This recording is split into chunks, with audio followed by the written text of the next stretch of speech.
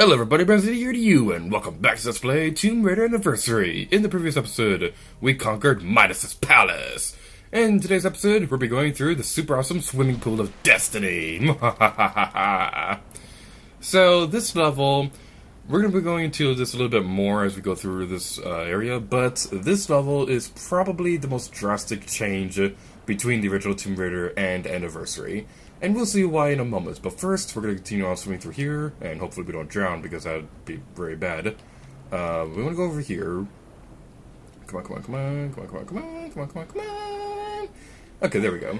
Don't worry about any artifacts or anything like that in that swimming area, because all the artifacts will be getting a little bit later, so don't worry.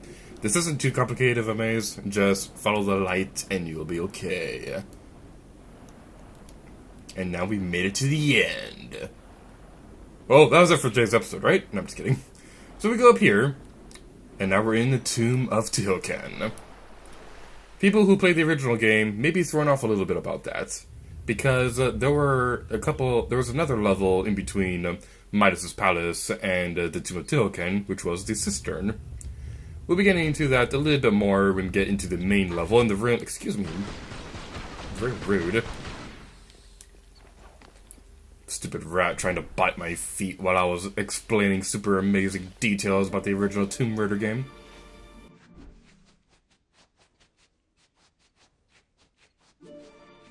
Yeah, we did it.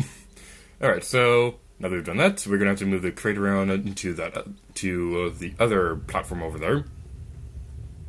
I'm fairly sure this is just a regular switch in the non-Wii version of this game, but because this is the Wii version, we get some exclusive puzzles. Ha ha ha. And I think we want to move this one that way once, and this way? No, that's not right. Will this work? Yep, it did. I was totally right the first try. Mwahaha. There's no video evidence suggesting otherwise. Alright then, so we want to go down here, and we have a couple more rats we can deal with, so we want to be careful about that.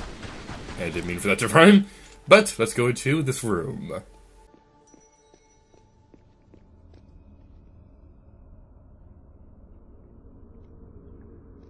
Don't worry, Lara.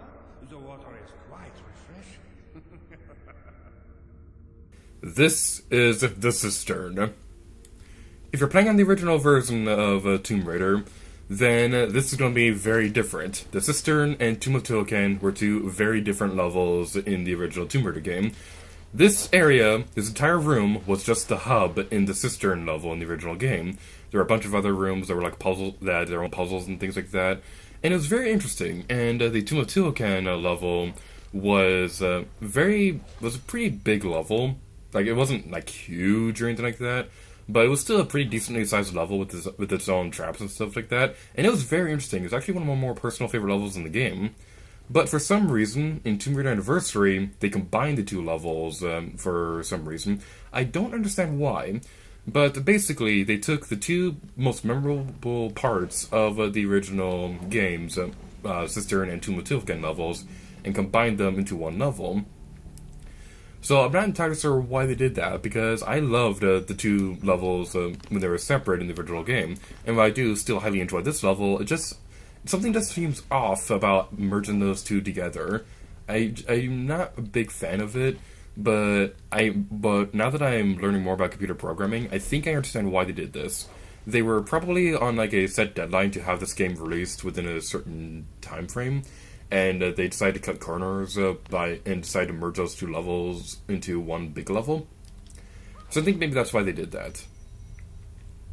Okay, where are we gonna want to have this box? We want that box. I think we want it on there. Okay, I'm gonna be completely honest. My memory on this level is a little... Oh, I remember now. Okay. Yeah, we're definitely gonna want to have that box down there. It's been a couple weeks since I practiced for this video, but hopefully we'll be able to make it through without no rap music or fast dancing. Also, can I just say I really love the atmosphere of this level. This level is just so pretty. I like it. Okay, so this right here is something pretty funny. This platform. We see those crocodiles down there. And something really, really funny happened when I was practicing for this level, and you'll see on screen what it is right now. I got those crocodiles to get stuck on that platform, and it was really, really funny. Alright, so I don't exactly remember what we're supposed to do. I'm gonna need a moment. Okay, I think I remember what we're supposed to be doing now. We want to go dive into the water filled with crocodiles. My brethren! Yay! Except they're not alligators or crocodiles, which makes me depressed. So we want to go over here, and what we want to do is we want to move this box around, and eventually we're going to want to move it into the water. I have no idea if it's possible to crush a crocodile with these crates.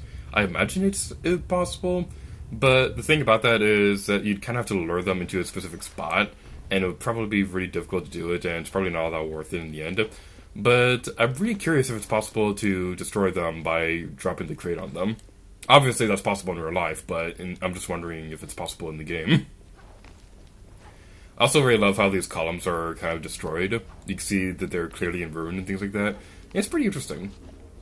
So while we go through here, I want to talk a little bit about the cistern in terms of like actual history and things like that. Because for those of you out there who don't know, I believe the cistern was like the first water system in civilized history. Basically, it was like a way to transport water around the big cities, things like that. And I also believe it was connected to a Colosseum. Because if I remember correctly, there was at least one time where the Colosseum would flood with water to reenact boat battles. So I think that's pretty interesting. I like learning about history and things like that. So, yay! And now we have another bit of pack. So now what we want to do is we want to go back over there because there was a spirally thinginess that we can take care of. That's a very poor choice of words, but I don't care. And just move it backwards. And drain the water. It's the water temple all over again. Alrighty then, so now that we've done that, we can go climb downwards into the pile of crocodiles. Like, this is like the epitome of why Lara Croft is awesome, because... we activate a gate right there, okay. This is like the epitome of why Lara Croft is amazing, because she jumps into a pile of crocodiles and doesn't care that they're probably going to kill her or anything like that. She's afraid of these stupid little crocodiles. And by stupid, I mean actually awesome, because I love crocodiles in real life. They're like some of my favorite animals in the world. They are terrifying, don't get me wrong. Like, they have giant mouths and things like that, and the way that they kill their prey is really terrifying. But crocodiles are awesome. That's why my channel has the name Gator, has the word Gator in it.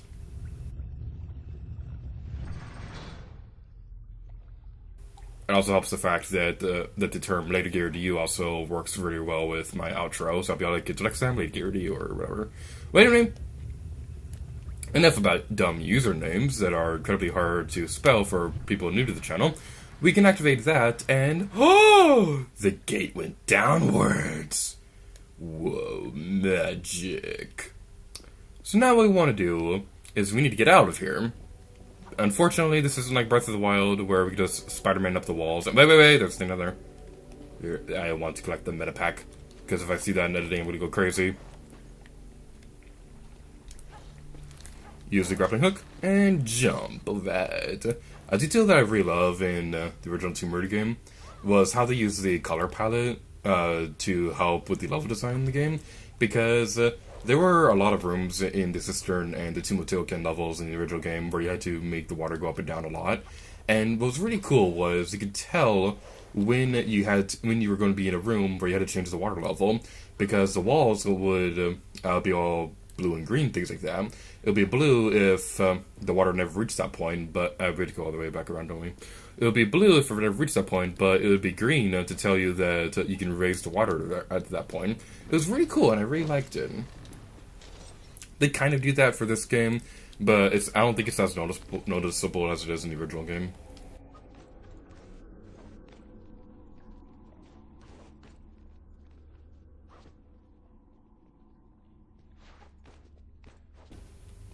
We escaped! Yay! All shall fear my power!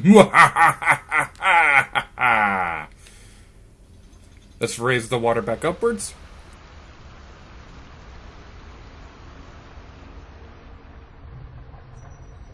And continue on this way. So now that we've done that, we can now move the raft over that we freed, and we can move it into an area that's going to be convenient for us to get out of this area. So yeah, that's going to be something that's pretty well worth mentioning. What's that a grappling hook like that in real life? You know what? It would be awesome if they had like an item that was like a combination of the grappling hook and the hook. You know what? I want to talk about that real quick, because that's something that I've dreamed about for the longest time.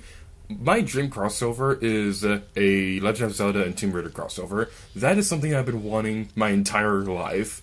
I've been wanting a Legend of Zelda crosses Tomb Raider game forever. And I think I have a interesting idea for how that would work. Because my idea is that Lara Croft stumbles across the ruins of Hyrule, and she can go across the area, look for the pieces of the Master Sword and things like that. And so you'd have the spirit of Zelda and Link and things like that helping her across the world. And I just think that'd be so cool. I know, but unfortunately it's never going to happen though, because Tomb Raider isn't necessarily associated with Nintendo systems, and I don't think that... I don't know, it might work. It could probably work because they made Mario and Rabbids a crossover between those games work before, but still, that's my dream crossover. I really want the Legend of Zelda Tomb Raider crossover game. If they can make Mario plus Rabbids work, or Shinigami, and Fire Emblem work, they can definitely make a Zelda Tomb Raider crossover work. I'm just sounding like a broken record right now. Alright, so we'll go over here, and jump. Oh, it's like we're playing a platforming game.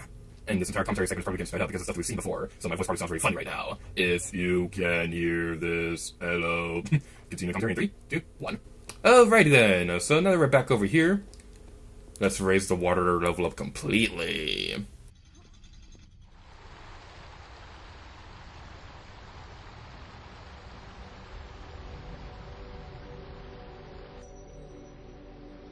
I do like this level. This is a really fun level, and I think it has a lot of interesting gameplay mechanics in it. Although I do have a bit of a problem, it's more of a nitpick than anything, but the water texture right here looks a little weird. I know they try to make it all fancy and have like a fancy reflective... What the... Oh my...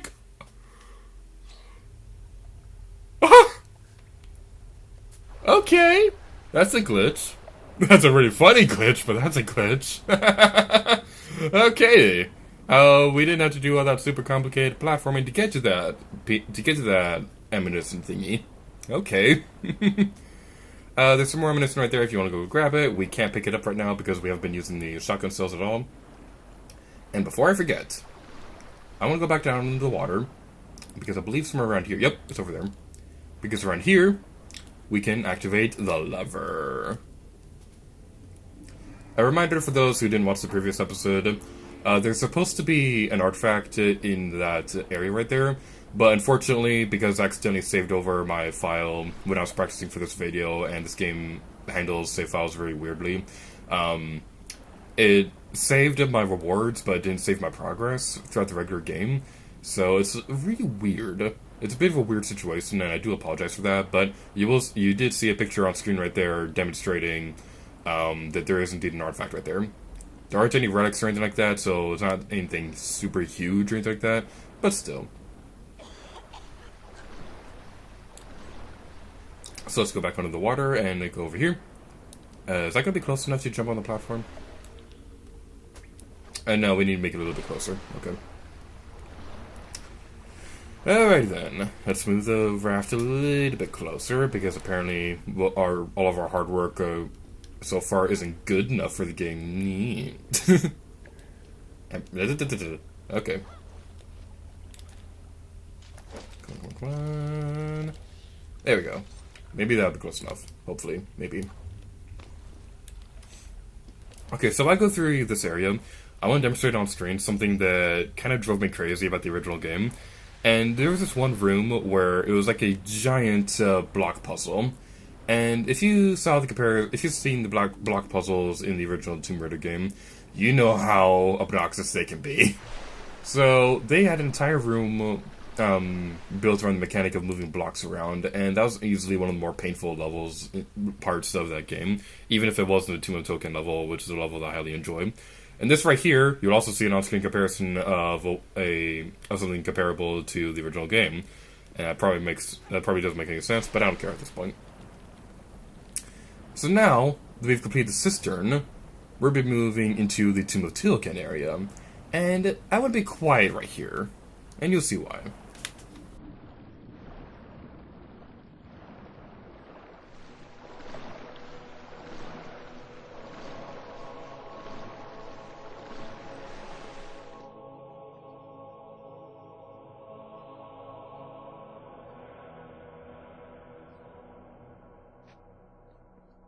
I love the build-up to this room.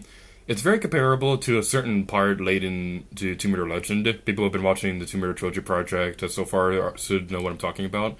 But I just love the build-up for that so much. It's so amazing. And if you haven't figured out by now, this is the only remnant of the original Tomb of Tihocan level left in the Tomb Raider Anniversary. So all those super long puzzles, all those super long rooms from the original game are no longer here. It's just this one giant room. And if you're just going to keep one part of a level for final game, I think this level definitely deserves that honor. This tunnel right here is where the other artifact would have been located. You'll see a picture of it on screen right now. Again, I do apologize for not being able to demonstrate those normally. This game just has a very weird save file. And it's going to be a pain in the butt when we get to Tomb Raider Underworld. I'm just going to say that right now. That game's save system is so weird. Alright. So, now you may be wondering, how are we supposed to get inside the building? Well, there are secret passageways underneath this area. Ooh. It's like they encourage exploration. And this... wow. The rock work in this level is so pretty. They did a great job on the textures of this level. This entire game is awesome. Alright, so, enough gushing about this game's amazing graphics. We go over here and pull the switch. And I know this game is nothing compared to, like, Tomb Raider 2013 or the more modern games or anything like that, but this game is just so pretty. I love this game so much.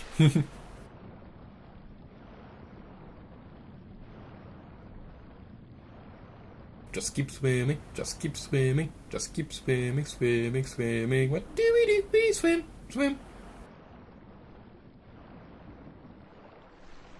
With the doors opened, let's go inside.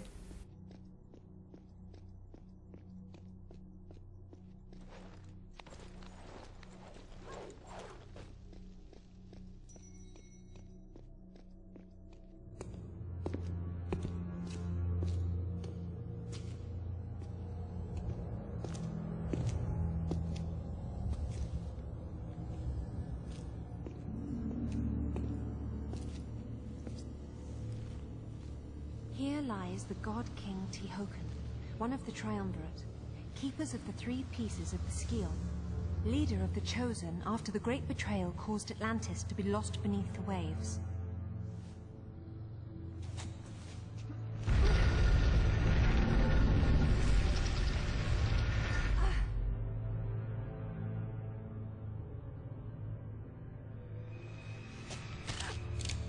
You see, instincts can be expensive, mademoiselle. Yours are going to cost you both pieces of the Scion. That's not a price I'm prepared to pay. Don't be absurd. No job is worth dying for. Yes, it is.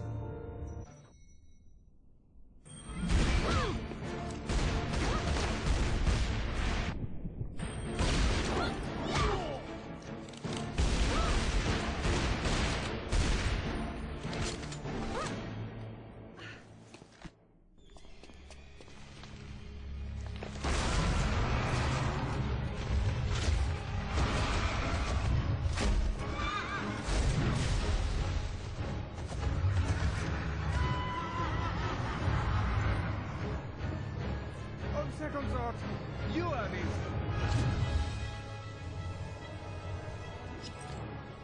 Bonne chance.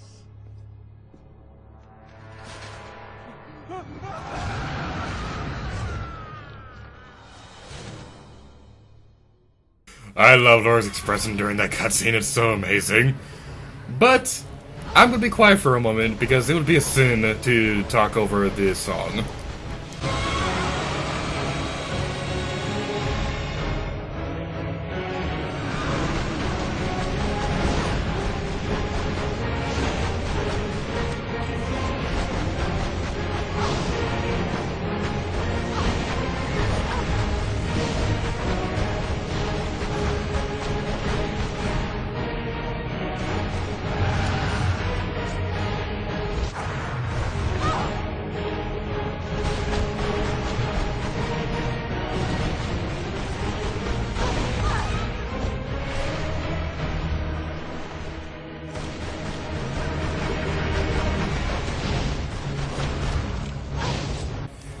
This is easily one of my favorite songs in the Tomb Raider series, and this is definitely an amazing boss fight.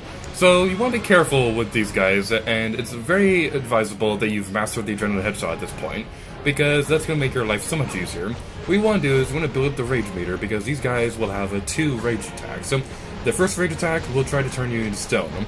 The second rage attack will charge at you. When this happens, use the adrenaline headshot, and then quickly use the grappling hook to take off the shield. You want to be very careful because this game can glitch out and make it so that you don't actually lock onto the grappling onto the mirror. But you want to be careful anyway because this is also a very difficult boss fight. But I absolutely love this fight. It is so amazing. And it's really interesting seeing this compared to the original game because in the original game, it was a lot more simplistic, and not very simplistic, that's probably not the right word, but basically, after you activate the lever to go into the tomb, you'd walk into the building thinking nothing's going to happen, but then a centaur comes to life and starts attacking you. And this was, like, easily one of the most intense and shocking moments on the first playthrough, and it's still one of the moments that I absolutely love to this day. And I messed up my chance to do something else right there.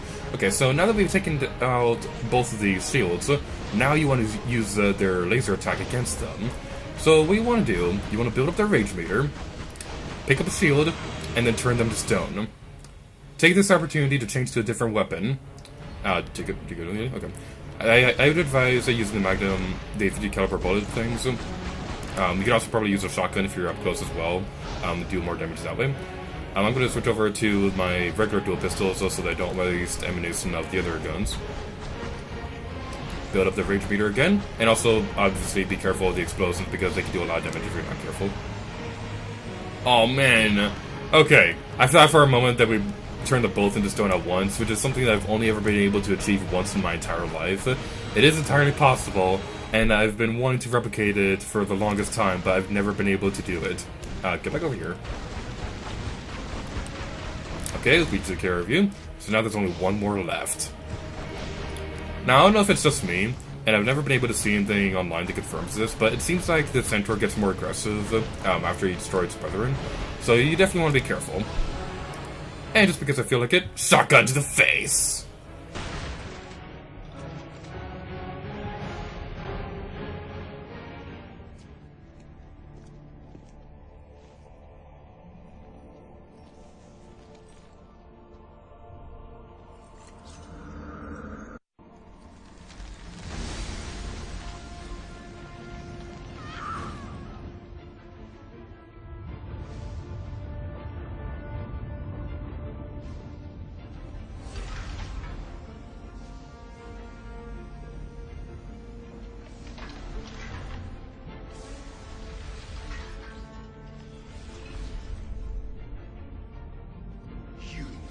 Tainted the power of the Scion.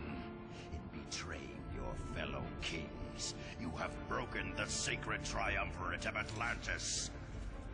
You have maimed Qualopec, your own brother. I am still here, wretch. Tihocan has ended your treachery. But it is my face you will see in your nightmares. What have you to say for yourself?